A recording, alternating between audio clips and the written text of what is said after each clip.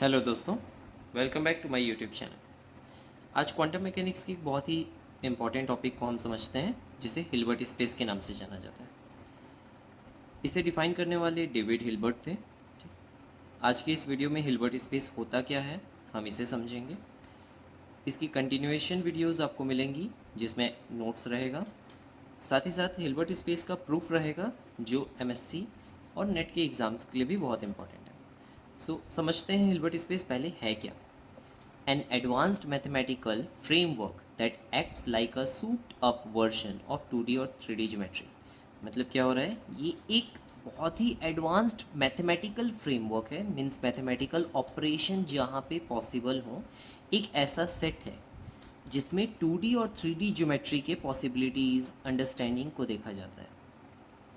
इसके अलावा the abstract mathematical framework of quantum mechanics where the quantum state and wave function exist।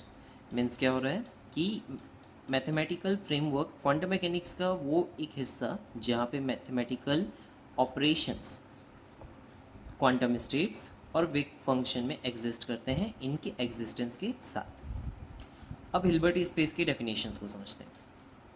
A Hilbert space is a complete inner product vector space in which every quantum state is represented by a normalized vector and physical observables are represented by the linear operators acting along on these vectors। मतलब क्या हुआ, सबसे पहले हमने कहा कि Hilbert space एक complete है, साथ ही साथ इनर प्रोडक्ट है और वेक्टर स्पेस है जिसमें हर एक क्वांटम स्टेट रिप्रेजेंट होता है नॉर्मलाइज्ड वेक्टर से, फिजिकल ऑब्जर्वेबल्स मतलब एनर्जी, मोमेंटम, इस टाइप से चीज़ें आ रही हैं। और ये फिजिकल ऑब्जर्वेबल्स रिप्रेजेंट किससे होते हैं, लीनियर ऑपरेटर से। तो स्टार्ट करते हैं हिल्बर्ट स्पेस। तो सबसे पहले हमने बात किया कि वेक्टर स्पेस का। तो वेक्टर स्पेस है क्या? वेक्टर स्पेस एक मैथमेटिकल स्पेस है जहाँ पे वेक्टर की addition and scalar multiplication possible होता है। मीन्स सपोज कर लेते हैं कि वेक्टर ए जो है उसकी वैल्यू है 1 एंड 2 और वेक्टर बी की जो वैल्यू है उसकी वैल्यू है 3 and 4। So as per the vector addition rule, a plus b 1 plus 3 2 plus 4, ये वैल्यू हमें क्या मिलेगा, 4 एंड 6।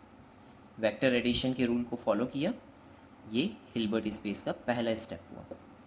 फिर scalar multiplication 2a which means 2 1 2 that is 2 4, ये इस स्टेप को भी फॉलो करता है। मीन्स क्या है, हिल्बर्ट स्पेस एक वेक्टर स्पेस है जिसमें एडिशन, वेक्टर्स के एडिशन और स्केलर मल्टीप्लिकेशन पॉसिबल होते हैं। अब बात करते हैं, हमने कहा इसमें एक पॉइंट, बहुत ही खास पॉइंट, कि ये इनर प्रोडक्ट है। इनर प्रोडक्ट एक्चुअल में है क्या? इनर प्रोडक्ट का मतलब हो रहा है डॉट प्रोडक्ट। ठीक, मतलब इनर प्रोडक्ट एक रूल है, जैसे हमने बोडामास पढ़ा है। ठीक, bracket of divide multiply, bracket of divide multiply, addition, subtraction, mathematics के लिए रूल है। ठीक, हमने एक्सपोनेंट्स के रूल पढ़े, a to the power m divided by a to the power n that is a to the power m minus n, ये mathematical operations के लिए थे। वैसे ही क्वांटम मैकेनिक्स में वेक्टर के लिए जब हम 2D या 3D स्टेट में बात करते हैं, स्पेस में बात करते हैं, तो वो भी कुछ रूल फॉलो करते हैं। वो रूल इनर प्रोडक्ट में आते हैं। इस रूल के अकॉर्डिंग अगर हम बात करें, इस रूल के अकॉर्डिंग प्रोबेबिलिटी एम्पलीट्यूड,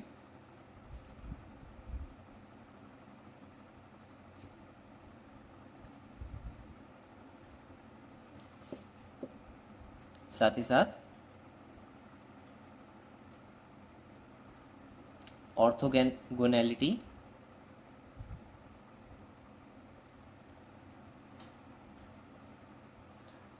और वेक्टर लेंथ,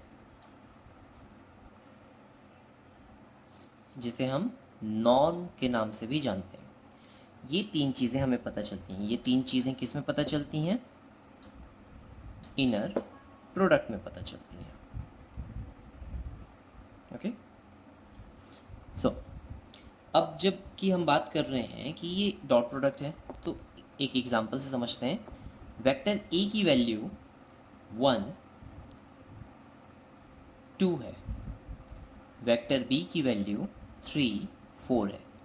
तो a dot b as per the inner product a dot b 1 dot 3 and plus 2 dot 4 हमें वैल्यू देगा 3 प्लस 8 जो 11 है।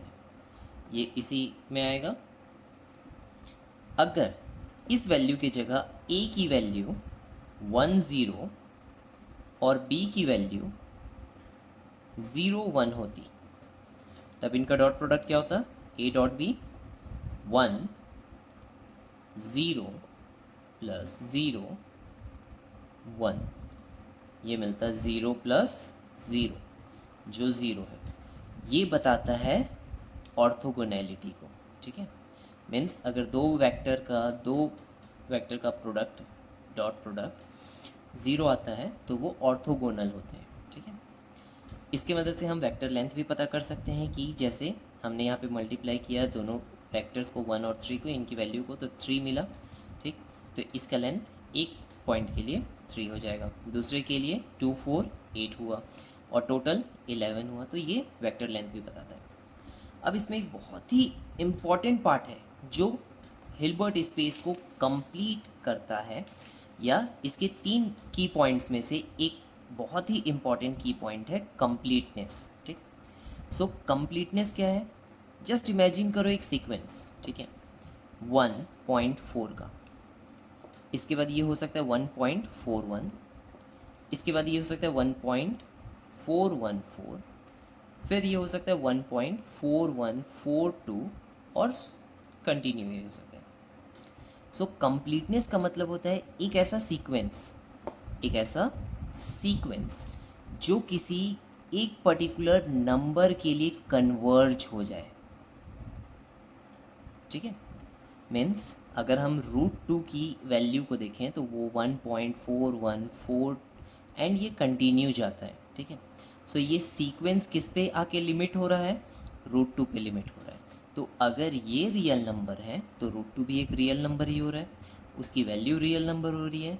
ये सारी वैल्यू एक पर्टिकुलर लिमिट में आके कन्वर्ज हो रही हैं, इकट्ठा हो रही हैं, एक फिक्स लिमिट दे रही हैं। सो ये क्या हो रही हैं? कंप्लीट हो रही हैं। और ये सब वैल्यू किस में आ रही हैं?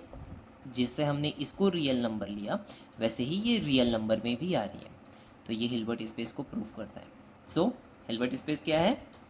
एक complete inner product vector space है जिसमें हर एक क्वांटम स्टेट रिप्रेजेंट होता है नॉर्मलाइज्ड वेक्टर से। मीन्स वेक्टर के मदद से हम इसे रिप्रेजेंट करते हैं। फिजिकल ऑब्जर्वेबल्स लीनियर ऑपरेटर्स की मदद से होते हैं। ठीक है, मीन्स शॉर्ट एंड स्वीट अगर समझें तो हिल्बर्ट स्पेस क्या है? हिल्बर्ट स्पेस क्वांटम मैकेनिक्स में एक स्पेस है। हिल्बर्ट स्पेस क्वांटम मैकेनिक्स में एक स्पेस है जिसमें वेक्टर्स एडिशन, स्केलर मल्टीप्लिकेशन के साथ साथ ऑर्थोगोनैलिटी एंड कंप्लीटनेस शो करते हैं। मीन्स वेक्टर की कंप्लीट एग्जिस्टेंस, उन पे लगने वाले सारे ऑपरेशंस, ठीक, मैथमेटिकल ऑपरेशन जिसकी मदद से आप कैलकुलेशन कर सकते हैं, आप उनकी लिमिट्स फाइंड आउट कर सकते हैं। ये किसने बताया? हिल्बर्ट स्पेस ने बताया। ठीक है, सो नेक्स्ट वीडियो में हम इसके नोट्स के बारे में बात करेंगे और उसके बाद फिर हम समझेंगे कि इससे रिलेटेड एग्ज़ाम में क्वेश्चन कैसे आते हैं और उसके सॉल्यूशन के बारे में। ठीक, बेसिकली आज के वीडियो को एंड करते हैं। हिल्बर्ट स्पेस के डेरिवेशन में अगर क्वेश्चन पूछता है कि हिल्बर्ट स्पेस का डेरिवेशन क्या है, जो बहुत ही लोगों को डाउट आता है। सो हिल्बर्ट स्पेस का कोई डेरिवेशन नहीं होता है, इसका प्रूफ होता है जो आज मैंने आपको मैथमेटिक्स के तौर पे समझाया। इसके बाद हम इसे क्वांटम मैकेनिक्स में वेव्स के तौर पे समझेंगे। सो होप ये वीडियो आपको पसंद आया हो। So don't forget to like, share and subscribe.